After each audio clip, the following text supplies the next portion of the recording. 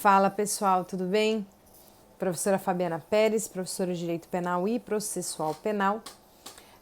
Nesse vídeo hoje a gente vai tratar a segunda parte, a continuidade de um vídeo que a gente publicou anteriormente. Se você está me vendo agora pela primeira vez, a gente vai dar continuidade a um assunto que a gente já iniciou no vídeo passado.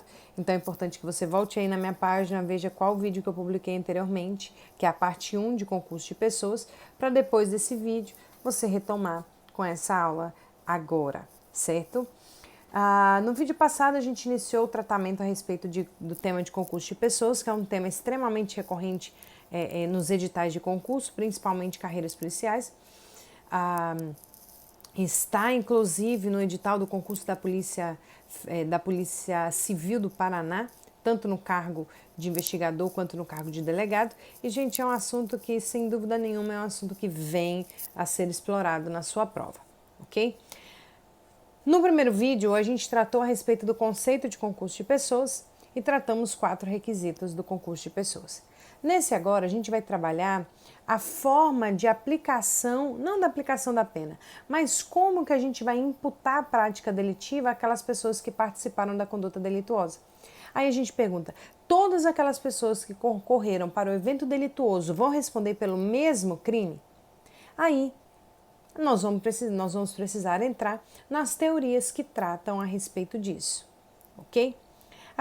São 3 teorias que vêm explicar essa imputação desse crime, certo, pessoal? Então, primeiro nós temos a teoria monista, nós temos a teoria pluralista e nós temos a teoria dualista, ok? Nós vamos trabalhar bem detalhadamente cada uma delas e, por fim, a gente vai dizer qual delas é aplicada e de qual maneira é aplicada no nosso ordenamento jurídico brasileiro, certo? Anota no seu caderno, já te falei que você precisa ter um caderno, tá? No vídeo passado eu comentei que eu tenho um caderno de exercício, onde eu saio da aula, vou resolver exercício e passo para o meu caderno as respostas, o que eu precisaria saber para resolver aquela questão, ok? Porque as questões elas se repetem, pessoal. As questões de um concurso para o outro, elas se repetem, as bancas repetem questões. Então, assim, é trabalhar a resolução de questão de forma exaustiva. Então, eu faço esse caderno, que é para eu ficar lendo, véspera de prova, é aquilo que vai dar um start na minha mente, ok? Então, vamos formular o nosso caderno, tanto de exercício e o nosso caderno de aula. Agora, no nosso caderno de aula, nós estamos, certo? Então, anotem aí. Primeira teoria, teoria monista. A teoria monista, coloquem aí, ela também é chamada de teoria unitária, ok? E também chamada de teoria igualitária. Para os adeptos da teoria monista, ela vem defender que, ainda que o fato criminoso tenha sido praticado por mais de uma pessoa, entendeu? Por mais de um agente, esse fato se conserva único e indivisível. Professora, o que quer dizer esse fato se conservar único e indivisível? Quer dizer que eu não vou aplicar nenhuma distinção entre os sujeitos. É isso mesmo. Mesmo aquela pessoa que teve uma participação com uma relevância menor do que a outra, ambos irão responder pela mesma pena e pelo mesmo crime. Isso é o que defende a teoria monista. Nós vamos ter uma equivalência de condições. Por quê? Porque mesmo que eu tenha tido uma participação com uma relevância menor, certo? Uma participação com uma relevância menor, todo mundo quis o resultado daquele delito. Então, você pode anotar no seu caderno assim: ainda que o fato criminoso tenha sido praticado por vários agentes, esse fato se conserva único e igualitário. Se conserva único e igualitário, ou seja, eu não vou ter nenhuma distinção entre os sujeitos. Muito bem. Essa teoria ela foi alvo de críticas, né? Como tudo no direito, pessoal. Se você pegar a teoria A, qual é a crítica? Teoria B, qual é a crítica? Todo mundo vem criticar. Mas essa teoria ela foi criticada de uma maneira bastante plausível, né? Por quê? É muito difícil a gente conseguir estabelecer materialmente a equivalência das condições, né? É muito difícil a gente conseguir aplicar a mesma pena a pessoas que tiveram participações diferentes, né? Às vezes eu cometi o verbo do tipo e eu simplesmente ajudei a transportar alguém, por exemplo. Então, na teoria monista, ele vai estabelecer que todo mundo vai responder pelo mesmo crime, inclusive pela mesma pena, certo? Isso aí é a teoria monista, tudo bem? Beleza. Segunda teoria é a teoria pluralista. Pessoal, anota no seu caderno o seguinte: para a teoria pluralista, cada agente comete um crime, cada agente tem uma vontade intelectual na prática daquele crime, cada um quer um resultado específico, cada um tem um elemento psicológico e resultado específico. Ou seja, eu tenho que entender que nesse momento, como cada pessoa trabalhou de uma forma com vínculos psicológicos unidos para o mesmo resultado, mas com atuações diferentes, cada uma dessas pessoas vai ser atribuída a um crime diferente, ok? Então a teoria pluralista, ela afirma que haverão tantos crimes quantos sejam os autores que concorreram para o fato, certo? Diferentemente da teoria monista. A teoria monista fala que não. Todo mundo que concorreu para o mesmo fato vai responder pelo mesmo crime e pela mesma pena. Na teoria pluralista, não.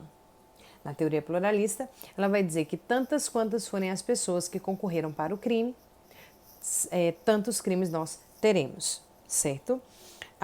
Também foi alvo de críticas porque ele afirma que é como se tivesse crimes autônomos, quando na verdade a gente tem um único cenário criminoso, não é verdade? Muito bem, teoria dualista. Terceira teoria, tá com o seu caderno aí? Eu já tô com a minha caneta, certo? Anota no seu caderno teoria dualista.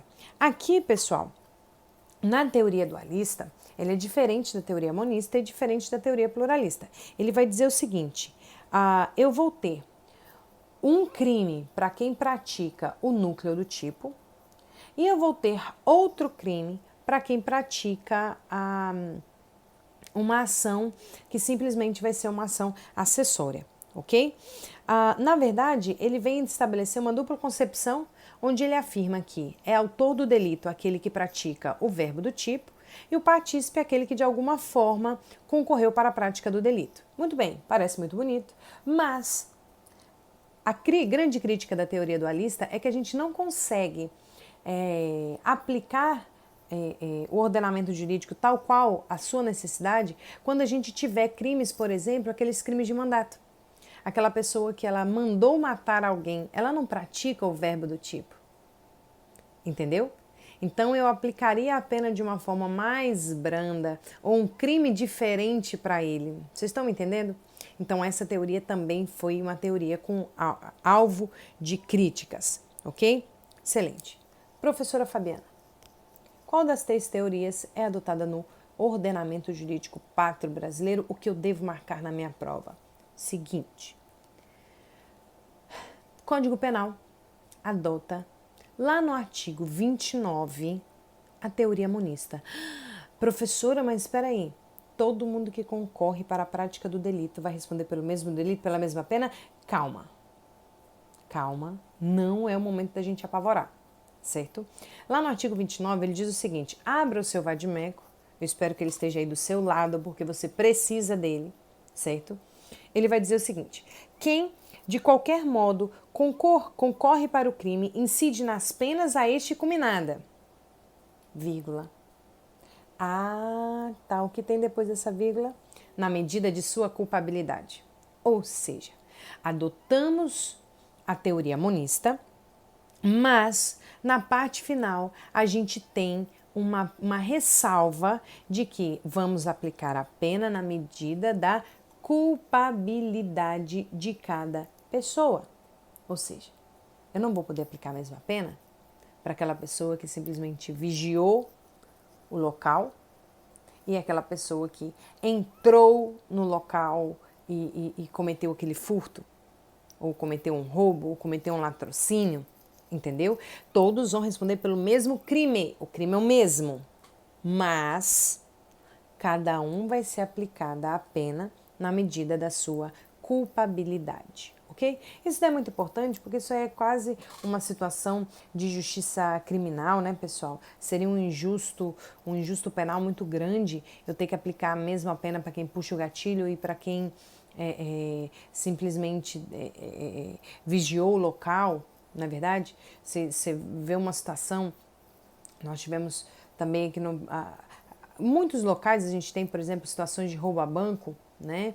Onde uma pessoa vai no dia anterior para aquela cidadezinha do interior, aqui no Pará a gente tem muito isso, vai para uma cidadezinha no interior, aquela pessoa vigia o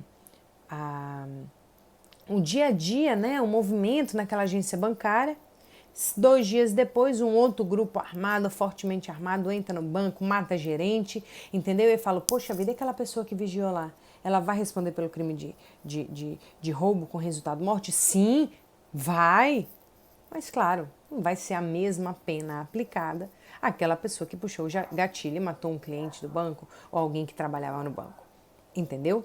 Então a gente precisa ter isso em mente. Só que, professora, eu ouvi falar lá na minha faculdade, meu professor falou o seguinte, que em alguns crimes, a gente aplica não só a teoria monista, mas o Código Penal admite também a aplicação da teoria pluralista. Como assim? Vou te dizer uma coisa. Lá na teoria pluralista, olha aí no seu caderno.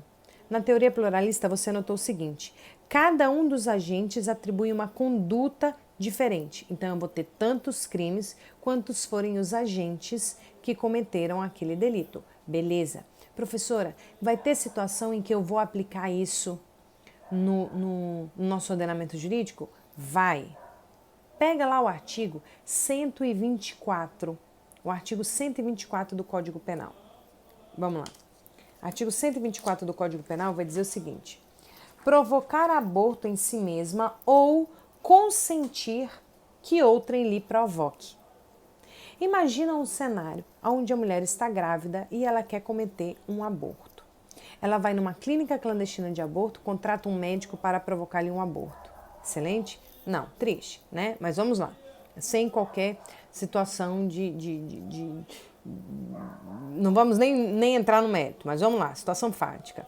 A mulher quer cometer o aborto, ok? E contrata um médico para que ele cometa o aborto nela. Excelente. Agora vamos lá. Dentro daquela mesma situação fática criminosa, eu tenho um médico que está cometendo o aborto e foi consentido pela gestante. Agora veja o seguinte, lá no artigo 126, ele vai dizer provocar aborto com consentimento da gestante. Então, olha só, dentro de uma mesma situação fática, eu vou ter uma pessoa que vai responder por um crime e eu vou ter outra que vai responder por outro crime. Ou seja, diante de uma situação em que uma mulher consente que um médico lhe provoque o aborto e esse médico lhe provoca o aborto, nós vamos ter 2 crimes diferentes sendo imputado a cada um dos agentes. A mulher vai responder pelo crime do artigo 124 e o médico vai responder pelo crime do artigo 126. Tudo bem, pessoal? Dessa forma, a gente finaliza essa parte das teorias, certo? Assista novamente esse vídeo, faça suas anotações, entendeu? E não deixe que esse assunto saia da sua mente, ok? Foi um prazer inenarrável poder dividir esse minutinho com vocês. Estudem muito. A vitória de vocês, nossa, é certíssima. Boa noite. Beijo.